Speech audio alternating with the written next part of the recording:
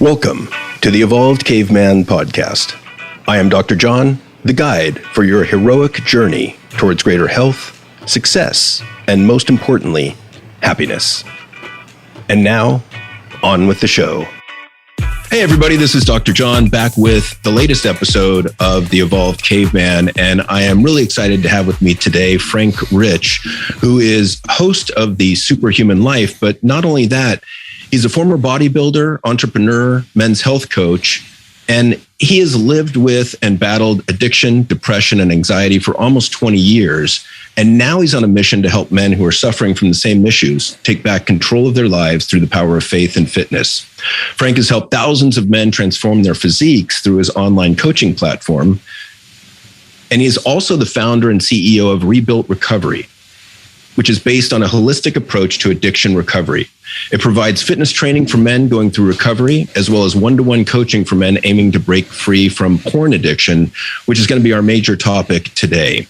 And his goal is that by being open and transparent with his struggles and having real and raw conversations with others, that he can help you to face your darkness, take control, and ultimately create the life you've always dreamed of, your own superhuman life. So Frank, welcome to the show. How are you doing? I'm doing great, John. Grateful to be here, brother. Looking forward to our conversation. Yeah, thank you for coming aboard. I appreciate it. So to start with, would you mind telling us your story where you kind of went through darkness, hell, addiction, and then came out on the other side? Absolutely, man. And I'll try to keep this as short as possible. And if I get long-winded, please do cut me, because I do at times tend to go on these tangents as a podcaster, storyteller, speaker. Like sometimes I think we just enjoy to hear ourselves talk. No, but I think the bio there that you read, I think did a great job of kind of, introducing at least my background. So, on one side of things, I've always been this person that has pursued more. I've always pursued either peak performance or personal development, through all lenses, right? Obviously bodybuilding being a major pillar in my life that really introduced to me the ability to work hard, to set a goal, to build discipline. And then at the end of, a time period, if you can stay consistent with execution, you produce an outcome. And many times you produce the outcome that you're looking for. Bodybuilding is a physical transformation. Did I always win every single show? No, but that never was about for me. I've also, I've been an entrepreneur for 10, 11 years now, broke out of the corporate world, my late 20s, after just realizing I was sick and tired of building other people's dreams. I'd rather just go out and do it on my own. I've been consumer of personal development, the Tony Robbins seminars, books, Brian Tracy, Zig Ziglar, going all the way back to the classics. And then, still to this day, I'm deep into the development work. So that's been one side of my life, right? Like exterior looks incredible. I built an amazing physique. I've done some modeling, dated lots of beautiful women, had some monetary success, built some businesses, whatnot. So on the outside, it all looked like incredible, shiny, glossy success, right? On the second side of things, as I kind of shared with you before we started recording, I come from, a family of addiction and depression and suicide. So, it's 4 generations of men in my family that have taken their life. I saw addiction, firsthand in my home. I saw it, firsthand within my family, drugs, alcohol. Let me just slow you down there for a second. So just to be clear, you're saying you have 4 generations of men who committed suicide in your family history? Yes. Wow. Yeah. So if we go cousin, so this is current generation. Well, now we have nieces and nephews. So there's a new generation. But at the time, I think I was 10. I had a cousin that was 16. He was caught up in the gang scene down in South Florida. There was a lot going on in the home environment, drugs, like I talked about, addiction. So he took his life, and then my father's cousin, and then my uncle. So I guess that would be the same generation. So 4 men, three generations. Now you're actually, now you're actually asking it, but still, I mean, that's it's a backlog, and as we were talking about, kind of some of that genetic wiring, the epigenetics here. I think for me, like as I was struggling with depression and just, feelings of not being enough, for me, I think probably the pursuit in bodybuilding and the pursuit in personal development came out of not feeling whole and complete. I think that there was something that I recognized. I can pause you there, because I think you're absolutely right. And I think it's many men's first strategy, right? We feel not enough. We feel less than. And so we begin to work on our physical body. the outer appearance, the external appearance. And I've seen men also pursue wealth and power in a similar way. And then they still, you wake up and you're 50 and you could have a great physique. You might be rich as hell, but you still wake up and you're like, fuck, I'm miserable. This sucks. And so you haven't dealt with that depression or the emotional awareness piece. So sorry, continue your story. No, John, that's so well articulated. I had a moment in my life that came in 2015. I was in Orlando, Florida. I was staying in a suite. I was competing in, world bodybuilding show. I placed third at that show, right? Wow, I worked for months. I worked for years to develop the frame and base. And then I worked for months to get ready for that show. At the time I was dating one of the, most well-known, women in the fitness community. We were together. So here I am, worked hard to accomplish this goal. She's there with me.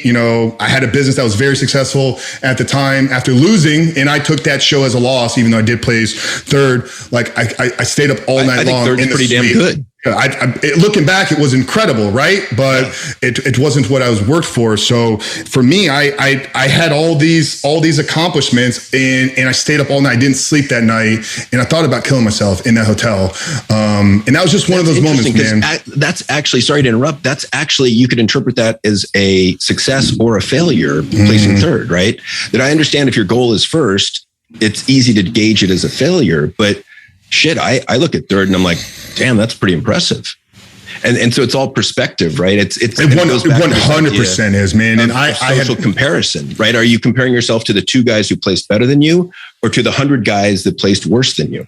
Well, not only that, I was with a woman that was best in the world.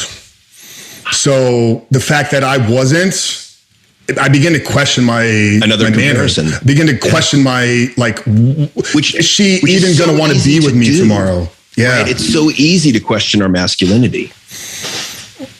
Yeah. So, that was that kind of moment for me. Now, I wish that would have been the wake up call, but that was just one of many more series of moments. A few whacks to the side of the head. Yeah. Yeah, and then we kind of fast forward here, get us to 2018. I had exited one business, kind of made some poor decisions there, got in some kind of financial trouble, had launched a second business, which was Frank Rich Fitness, which you talked about in the bio there. But that wasn't really taking off as much as I thought it was going to as well. And I'm thinking like, God, okay, I'm in these business networking groups. I'm paying $25,000 for coaching. I'm going to masterminds. I'm flying all around the country to go to these events. Like, why are these guys having the success, but like I'm not? And I think the moment of clarity came to me one morning. It's like, because with an online fitness business, and for me, like what I really wanted to bring, I wanted to use fitness as a tool to bring personal development to the world. I wanted to use fitness as a catalyst to help men become the best version of themselves, right? But the problem, John, is Frank wasn't operating at the best version of himself. So I had this moment where it's like, Frank, you're a complete fraud. Like, you are a liar to everybody. How are you going to help anybody else become the best version of yourself when you're not addressing these areas of your life? And that was a real moment of clarity. Yeah, I could change somebody's body. And probably had I kept the message in the fitness business all about bodybuilding, all about building more muscle, all about losing fat, I may not have that moment of clarity, but it's because I was trying to expand the message out to more of a personal development kind of self-leadership message. It's like, dude, you're not leading yourself. So I had to begin to ask myself some tough questions. And, it started with drugs and alcohol. And it was eliminating that out of my life completely. So this literally, as the clock turned, from December 31st to January 1st, 2019, I made a couple commitments. I was going to go a year without drinking. Not that I was a person that like struggled, I never really looked at myself as an alcoholic, but it was a vice, and it was a place that I could go to and escape very easily. But at the same time, because I'm doing it for such a long time, I could keep functioning in my day-to-day life, but I knew it was holding me back. I wasn't the best version of myself. So alcohol completely out of the way. The next one is like, even though I was the face of a fitness company, I let my body go pretty bad, due to some of the drinking, due to, just some of the stress eating and whatnot. So I said, I need to make a radical fitness transformation. So I committed at that point, John, to doing the carnivore diet for the month of January in 2019. We don't need to go into the details, but all it is it's meat only. So for 30 days, I was like, I'm just going to eat nothing but meat, because I knew if I could stick to something like this, I could make a massive transformation in my body and maybe use that as kind of some marketing materials to maybe build some traction in the business. But that, John, did so much more than change the way my physique looked. Obviously did an amazing job there. I dropped 21 pounds in 30 days. Wow. I went from like 18% body fat to just over 10% body fat. Incredible transformation. But the mental clarity, the focus, that's what really came out of that. And that leads us to, the middle of February of 2019. And at this point, John, I hadn't really talked a lot about my porn addiction. I had heard a podcast like 6 months prior with two men that were talking about their struggles with it. And it made me think I watch porn every single day, but I didn't think I had a problem. I was like, yeah, it's abnormal. I watch it all the time. My girlfriend leaves and it's the first thing I do. I knew it was abnormal, but I never really looked into the forums or the coaching or the addiction side of things. But as I began to kind of explore some of the TED Talks, I was like, wow, there really is something to this. This really is hijacking my brain. This really is, controlling my dopamine. This is really maybe leading to some of these depressive thoughts that I'm having, some of this darkness, some of this cloudiness. This could all be tied together. So what I believe was only through the grace of God, I was planted in a car with somebody on February 14th after a workout, somebody that I highly respect. This is a very strong masculine man, somebody that served our country. He's a Marine. And just after this workout one day, we're just having a conversation. Zach's a very close friend of mine, and sitting in the car talking, out of nowhere, he's like, hey, Frank, I need to tell you about these breathing exercises that I got from Wim Hof. It's doing a lot for me to, control my, my heart rate. It's doing a lot for me to just harness my sexual energy. But more than anything, Frank, it's helping me stay off of porn. And when he said that, because it came out of nowhere, right? It's not like we were talking about porn. He literally injected this into the middle of the conversation. I said, wait a minute, what did you just say, Zach?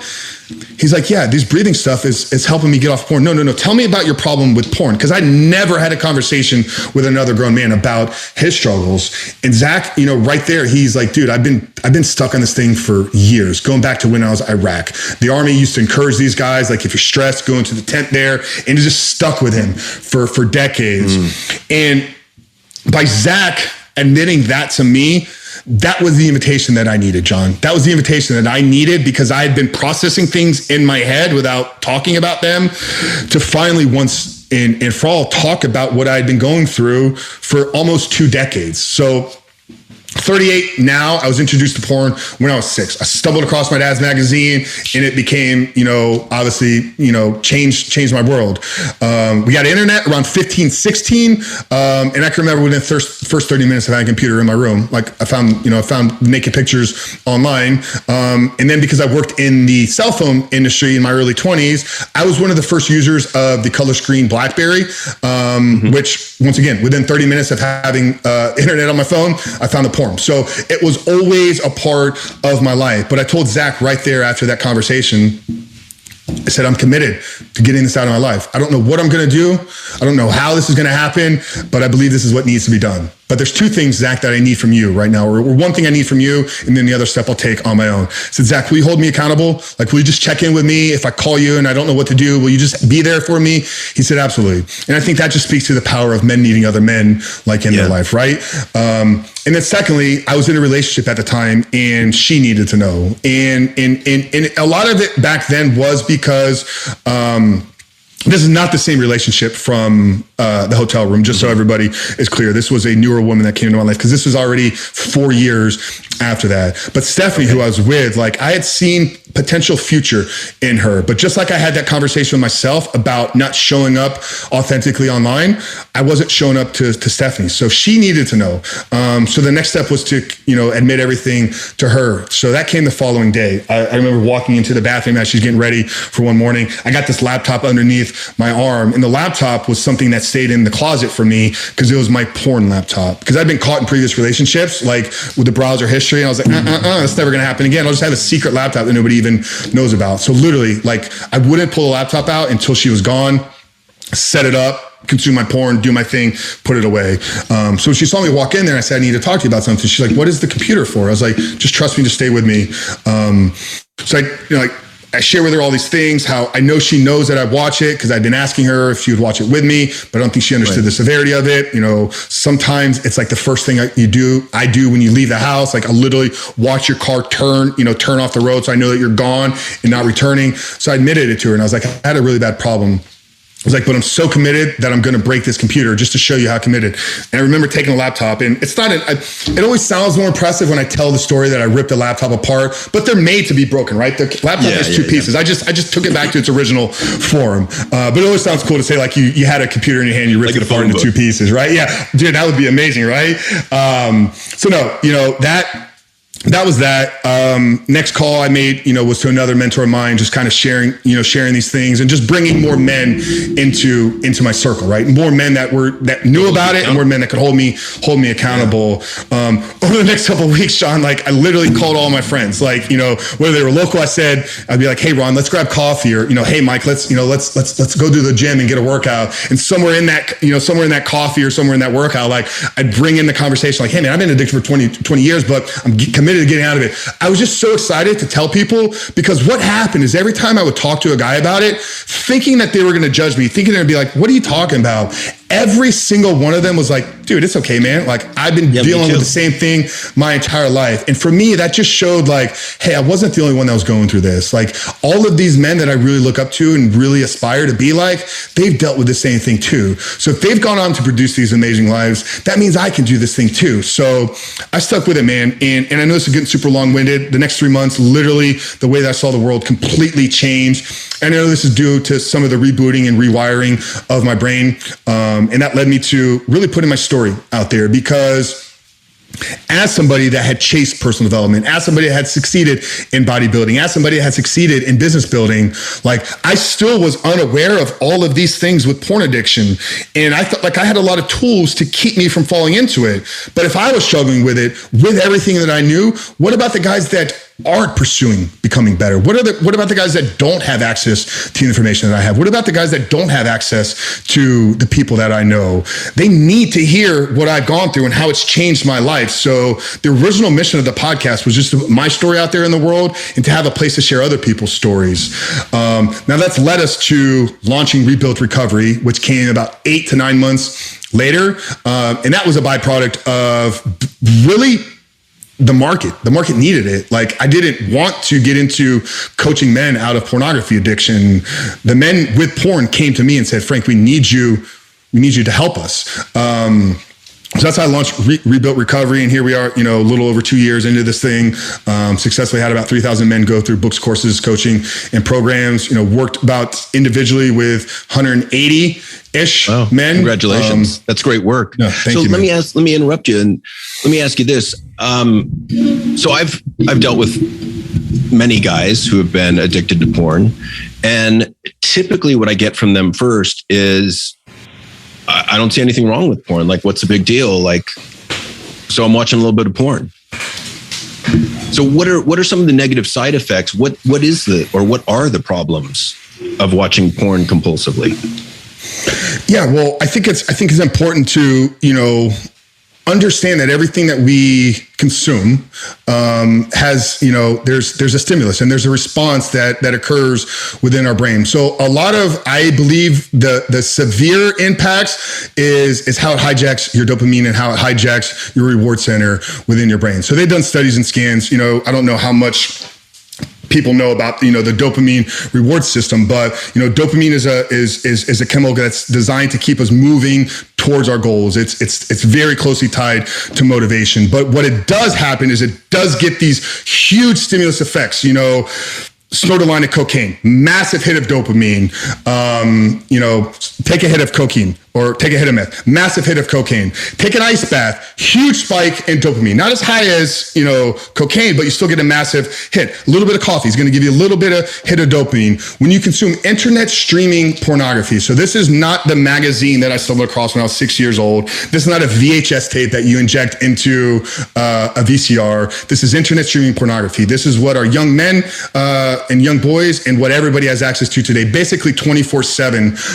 It's recognized in the neuroscience world as a super normal stimulus, meaning the stimulus response that you get from how your dopamine responds to it is super normal. It's outside of anything that you would experience in the natural world. And because dopamine operates on a cycle, a pain pleasure cycle, anytime there's a hit in an elevation of dopamine, that's always going to be followed by a dip. And if people really want to explore this topic, I would recommend checking out Dr. Anna Lemke's book, Dopamine Nation. She does the most incredible job of explaining this. So with every spike, there comes a dip. So if we're getting these super normal spikes, that means we're getting below baseline dips on a consistent basis. Now, the problem comes in is once I've trained my brain that it can go get these spikes from porn, I no longer want to pursue the goals in my life that actually bring me real dopamine.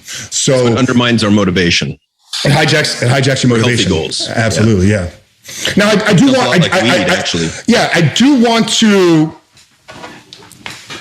make the comment though that just because you watch porn, I don't think you're addicted to it.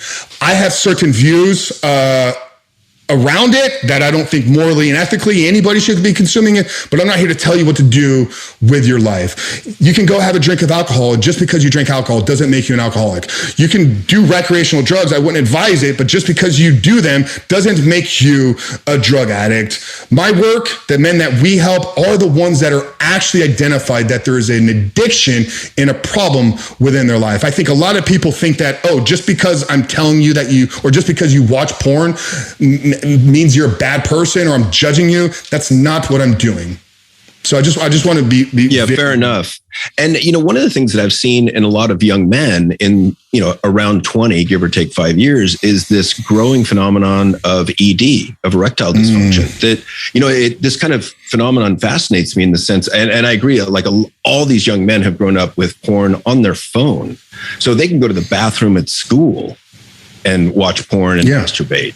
And one of the problems with it is it's hard for real life to stack up against these kind of picture perfect women in porn.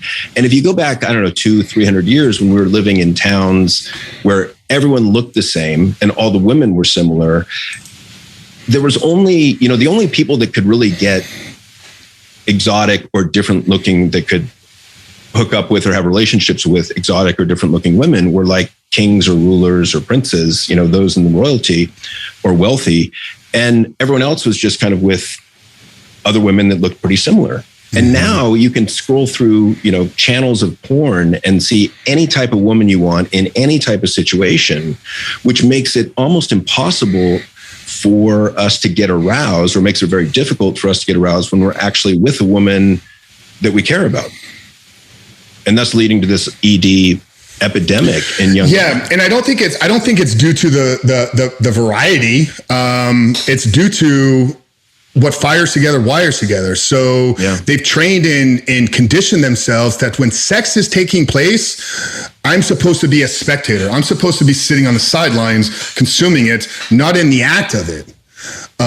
So I think that this is probably a higher, reason as to why there's such a rise in the ED with young men, is just the timidness as which they've trained themselves that women aren't actually people.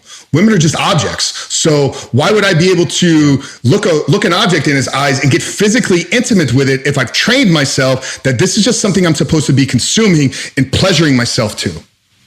Well, and I absolutely agree with the objectification of women argument. I think that that's one of the big harms that porn does, is it kind of continues that man box socialization process of women are objects and they are objects to be used for sexual pleasure. And an extension of that is women are man's objects. And I think that just continues that line of thinking going at a deep level. And it could be subconscious, but it's a really, really damaging belief for men in our society, I believe. Yeah. And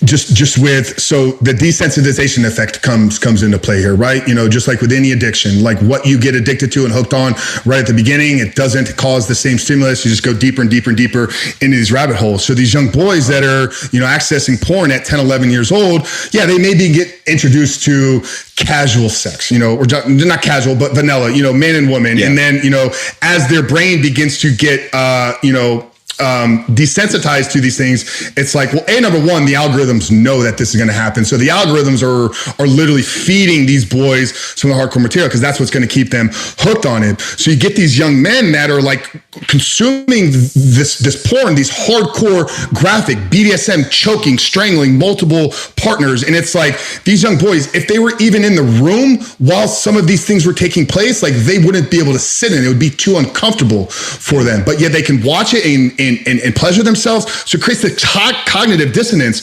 I heard a very disheartening story. I think it was the founder of Fight the New Drug, which is an amazing organization that does a lot of awareness on human trafficking and the dangers between pornography. He gave a talk at an event one time where he shared a story.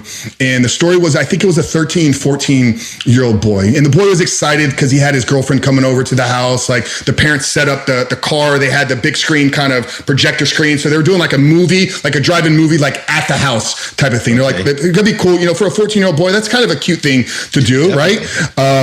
So they leave him in the car, an hour or so goes by, parents come out to check on him. The kid's got his hands around the girl's throat.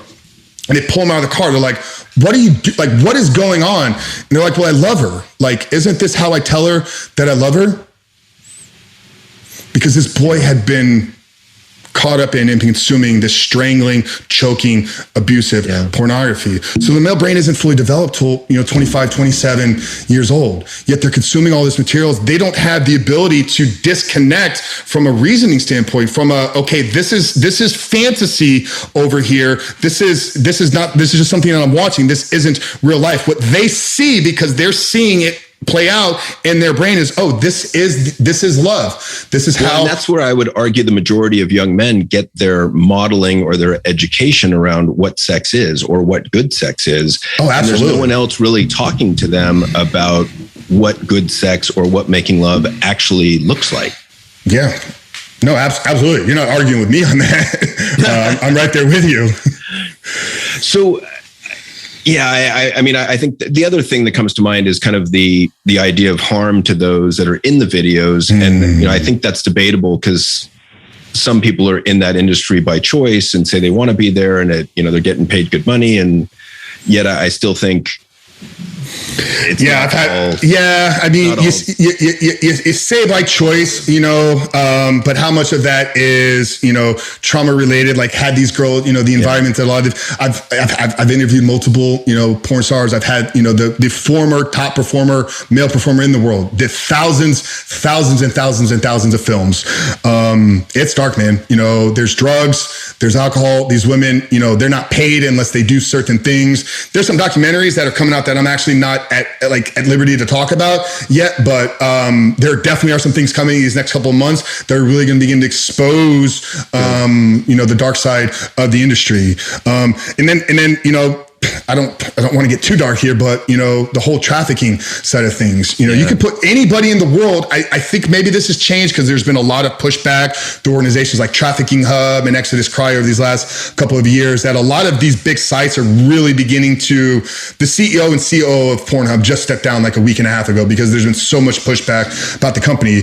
But for years, any person in the world could just go upload a video to the site without any verification of who is in those videos. Yeah. So you may think that you're consuming, an amateur porn or consensual porn, and that could be used. That could be, person that is being raped or person that is being trafficked in. Yeah. Revenge. I mean, there's a whole genre about that, right? So let me ask you this. So let's say someone's listening to this and they kind of wake up and go, "Holy shit! Like I think I might actually have an issue with porn." How does someone develop the self-confidence or the self-control to get rid of or get free of pornography? What are some of the initial steps? Yeah, I think the first one, and this is just like with any acceptance of any addiction or any behavioral change that you need to make, is an acceptance of your current state is not what you want, right? You actually have to say, yeah. And it's not, I think it's a problem. It's no, this porn thing is a major problem. And these are the ways in which it's impacting my life. So what we coach our men on doing is not just recognizing the problem, but saying, how is this problem manifesting other problems in our life? So what is the impact that we're having? How are you not showing up as a father you're supposed to be? How is your porn addiction holding you back from your health and fitness? How is your porn addiction holding you back from pursuing your purpose or passion in this world? Maybe you're not making as much money as you want to do. So you have porn. One of the things that comes to mind is, how is the porn addiction holding you back from connecting fully and authentically with your partner, with Absolutely. your spouse, with your girlfriend? Because there's got to be a big shame element to this too, right? And the shame convinces us that we are not worthy of connection. Yes. And that enters in there. And I think it undermines the quality of the relationship or connection that you have with any sort of romantic partner. Absolutely. Yeah. No, I was just reviewing. So we do a testimonial series with some of our top students and graduates. We call it the I Am Rebuilt series. And I was reviewing one of the videos this morning with one of our recent graduates, and his name was Clay. And in the interview, I'm asking him what came out of the program. And he's like, dude, I've been married for years. I have 3 kids. I had sex with my wife for the first time in this program. Wow, great point. Yeah, because before that, he was having sex with images in his mind. Yes. People that were not his wife, which is really common. Yes. And when you could so it was a video interview. So that's what he said. But when you see the way that his face lights up as if he had connected with this human being for the first time they'd been married and had a family with, like for me, John, that's why I do the work that I do. It's for those stories. So yeah, the impact on the relationship is a major part of it. But so you identify those areas in which porn has been negatively impacting your life. And then the solution isn't just to kick porn. The solution is to change your life from the bottom up. So if we begin to become the man that connects with his wife, we can begin to become the man that puts health and fitness priority in his life first, begin to attack and aggressively pursue your purpose and passions in this world. Maybe you just need to go ask your boss for a raise because you don't have the confidence to do that. But when you begin to show up as the man that's going to accomplish those things in his life, you quickly see how these pursuits of chasing meaningless pleasure no longer serve you in any capacity at all. So it's kind of a bottom-up approach that we like to use. Okay, sounds good. So let's say someone has decided to quit porn for good and they're working on leaving porn behind. What are some of the reasons that person might relapse? Yeah, I think it's 2. I think there's 2 very, very distinct ones. And the biggest one is the lack of belief in and of himself. Most men that come to me, or most men that are struggling with porn, they've tried and failed dozens of times, if not hundreds of times. You talked about the shame, right? They're chasing this pleasure. The minute they're done, they're like, again, why did I do this? This is the last time. And they scream it and they voice it and they're like, they slam the computer like, I'm never going back again. 2 days later, same place, same screen, same laptop, boom, doing it again. So what's happening there is because they've said one thing, but then their actions are going in a different direction, is underneath the hood, the subconscious mind is tracking all of this. And our subconscious mind operates at 11 million data points per second. Our conscious brain operates at 40. So it's 11 million to 40 is the ratio. How much of our behavior is driven subconsciously versus consciously? So if you said that you're going to stop, yet you keep returning, then your subconscious programming for your identity is the person that is not going to be able to succeed. So the first reason, and probably the biggest reason why most men fail, is due to lack of belief in and of themselves. This is why we built our company on the foundation that the only way to overcome your porn addiction is to become the man that is no longer addicted to porn. And it's that becoming that we actually take you through an identity change. Yeah, and I agree with you. I think the way that I look at it is fixed versus growth mindset. That I'll talk with all my clients initially about, what is your belief that change is possible? Because a lot of us have a fixed mindset about, like, let's say it's getting rid of porn addiction. If I don't believe change is possible, guess what? change isn't going to be possible. If I have a growth mindset, and that's just a decision, I'm going to choose to adopt a growth mindset about kicking porn. That means that I might have some setbacks. It might be difficult, but through perseverance, effort, and ongoing learning, I can find a way to get this out of my life. Absolutely. No, big fan of Carol Dweck's work. Sometimes actually when we describe, the company, it's, we're the world's only fully integrated and holistic growth centric approach to porn addiction recovery. So yeah, right in line with all of that, right? You have to believe before you can actually create. Yeah. So I pulled you off task. So that was the first reason. What's the second reason? Second reason would just be the inability to do the things that are necessary to live a porn-free life, right? And like, sounds pretty simple, but I think this is getting us into kind of some character building stuff, right? Like, are you a man of discipline? Are you a man of integrity? Are you a man that does the things that he says he's going to do? Do you hold and possess and develop confidence on a consistent and regular basis? Because there will come temptations. There will come triggers. There will come lustful thoughts and moments where you're like, it'd be really easy to revert back to that, but you're a man of your word. Are you a man that does what he says he's going to do? So the only two reasons, in my opinion, John, I believe a man would fail would be to do the lack of that belief or the lack of the character or the inability to do the things necessary to live a porn-free life. I can also see a potential third reason, which is a lot of our behavior is emotionally driven. And, we are not very self-aware creatures. And so a lot of times we'll be gripped by an emotion and we're not aware of it. And so for, you talk about like triggers, and it could be like boredom or arousal or excitement.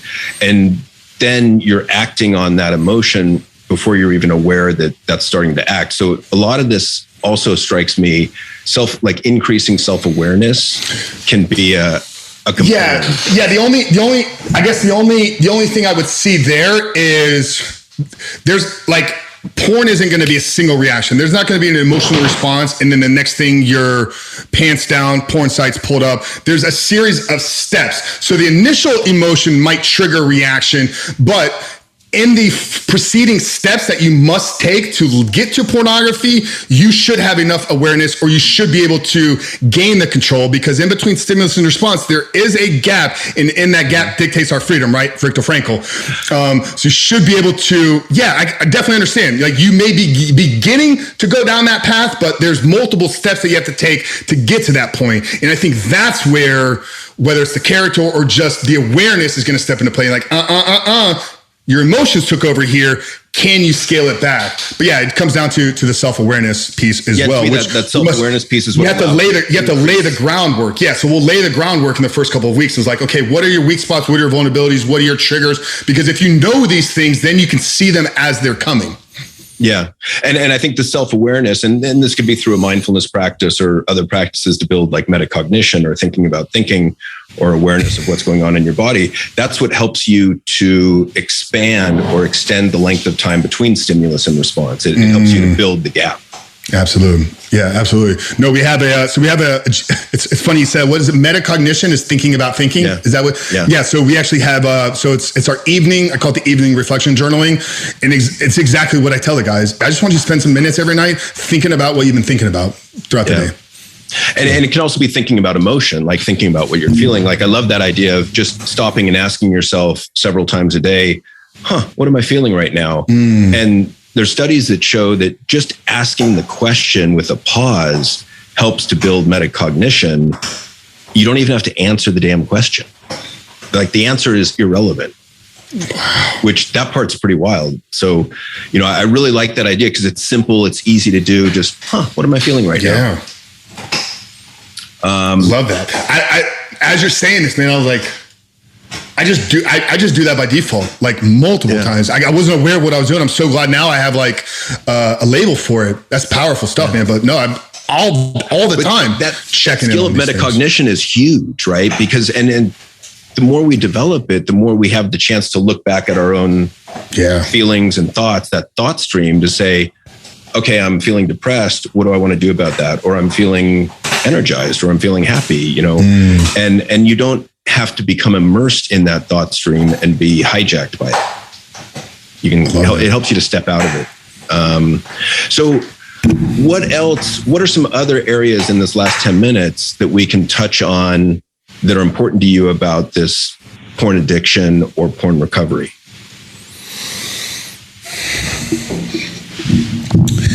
Yeah, I mean, we talked about, the effects, the steps here. We touched on the human trafficking side. We touched on the behind the scenes. We covered a lot here, man, in a very short window of time. Let me go back to the beginning. What are some of the situations that have led men to wake up? And I'm assuming it's mostly men. I imagine women can get addicted too, but my assumption, might be right or wrong, is that more men than women are addicted to porn. But what are some of the situations that lead men to wake up and go, oh my God, I do have a porn addiction. This is a problem. Yeah. How do I know if I have a problem? Put it that way. Is it frequency? Is it, oh my God, I've gone so far down the rabbit hole that now I'm watching gangbangs and BDSM videos only? Is it the negative impact that it has on my relationships or my productivity? Yeah, man, that's a great question. I've never been asked in this way. I think for most men, like if it's a problem, they know. And they're probably avoiding it. Like I talked about at the beginning, I don't think if you consume pornography once that you're an addict. I mentioned Dr. Anna Lemke's book at the beginning, Dopamine Nation, which is something if anybody's interested, kind of based on some of the things we discussed with the dopamine, they should definitely recommend. I asked her because I had her on my podcast. She runs the Stanford Addiction Clinic. I said, how do you even define addiction? Addiction is the repeated or continual use of a substance and or behavior despite negative consequences to self and or others. So if your consumption of pornography is having negative impacts on any area of your life, if it's robbing you of your time, if it's robbing you of your intimacy, if it's robbing you of your motivation to go pursue goals, it's robbing you of actually even getting out of the house, you probably have a problem. What I would challenge men though, the ones that are like, this guy doesn't know what he's talking about. I watch it every day and it's no big deal. I could stop tomorrow. Go ahead and try. Give it a shot. Yeah. Give it a shot. Go 30 days or go 90 days. And I guarantee one of two things will happen. Number one, you're going to get 2 weeks into it. And then you're going to slip back and be like, damn, that guy Frank, he really knew what he was talking about. He was right. Let me go download his book and let me get him on a call here. We'll sign up for his program. So that would be the first thing is you're going to expose yourself.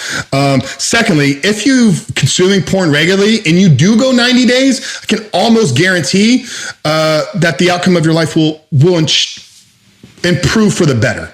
I can't say you're going to turn into a superhero or some of the things that you see online or anything like that. You see some crazy stuff in some of these forums. It's like, quitting porn made me become 6'10". It's like, how? Like, it's just like, it's kind of like, I don't really think so. You know what I mean? But I think the question to me is a fascinating one because, and here's why, like self-awareness, I brought that in, and, I'm kind of an emotion geek. So I've dealt with men for, 25 years. And one of the ways when we're socialized, I would argue, is that we're socialized in such a way that anger becomes our primary or signature emotion.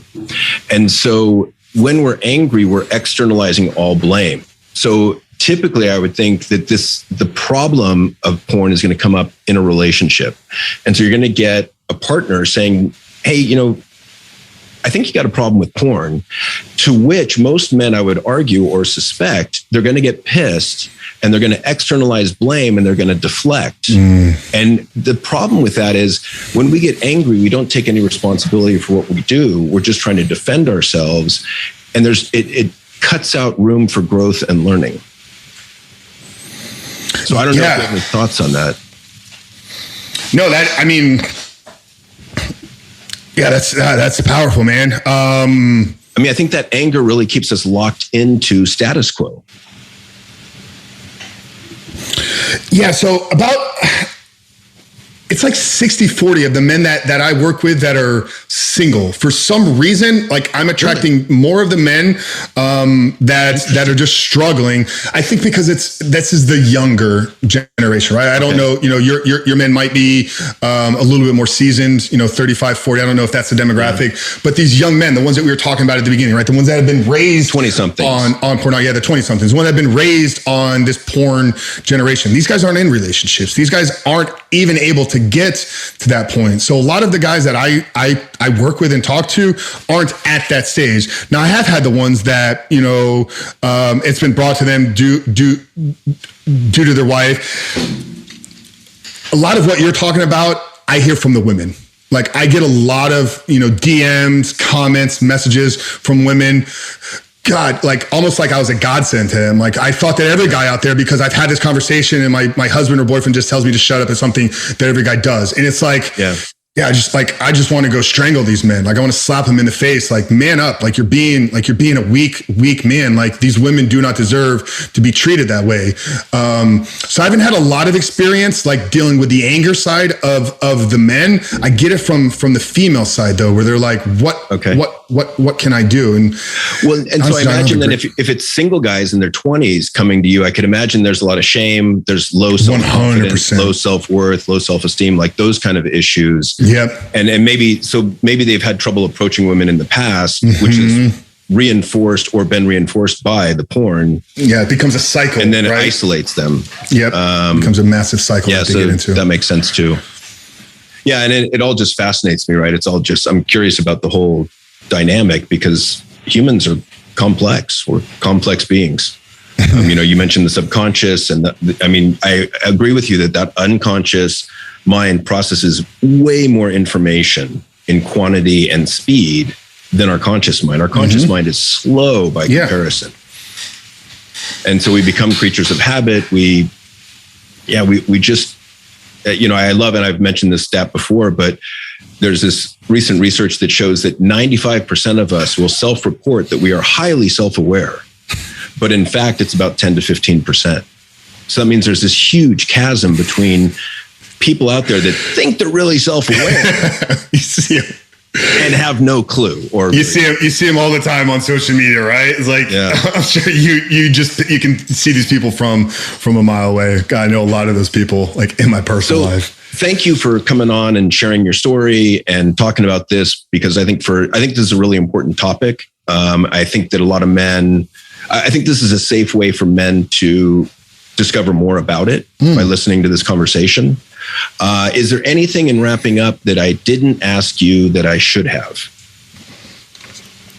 I don't think so, brother. No, I mean, I really enjoyed this conversation. You did an amazing job today of leading this charge. I want to recognize you as well, for having this. I think you hit the nail on the head, right? Like this is the way that we begin to create change in the world through men like yourself that are going to open up their platforms and begin to have this conversation. One thing you didn't do, which normally happens when I go on these shows, is like there's this asterisk or disclaimer like at the beginning. It's like, we're going to have the taboo topic. And it's like, I'm sick and tired of hearing that. It's like the fact that it's got to be tabooed. It's like, that's exactly why we need to be having it. So no, bro, I just appreciate you, man. I hope the men out there that were here with us today, receive something from this. If you're struggling though, I think just the last words here is like, you're not alone, right? I've obviously, I've demonstrated in my story, in my journey, you've talked about, your struggle a little bit here as well. If you need a safe place, I think a lot of time, many times just a conversation and admittance to another person about what you're doing begins to remove some of that shame. You can begin to at least see the light at the end of the tunnel. So if anybody is open to it, we have a free book. I don't know if you'd be okay with me, plugging. Absolutely. Because I was gonna plug your two sites too. So feel free to do that. Yeah. So anybody that is, maybe on the fence or has identified that it's a problem and they're like, want to start taking some steps. If you go to www.the7stepguide.com, it's all spelled out. It's a free book. It's a 7-step guide to living life without porn.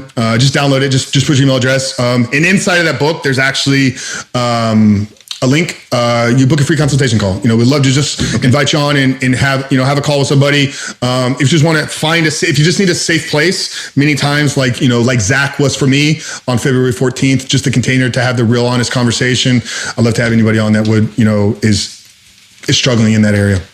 Awesome. And so the other two sites that I wanted to mention are rebuiltrecovery.com and thesuperhumanlife.com if you want to check out the podcast. And I got to say thank you, Frank, for being here and being honest and transparent. I really appreciate it.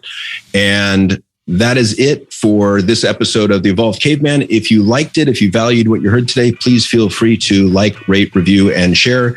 If you didn't like it, you don't have to do a damn thing. Thanks so much. That's it for this episode.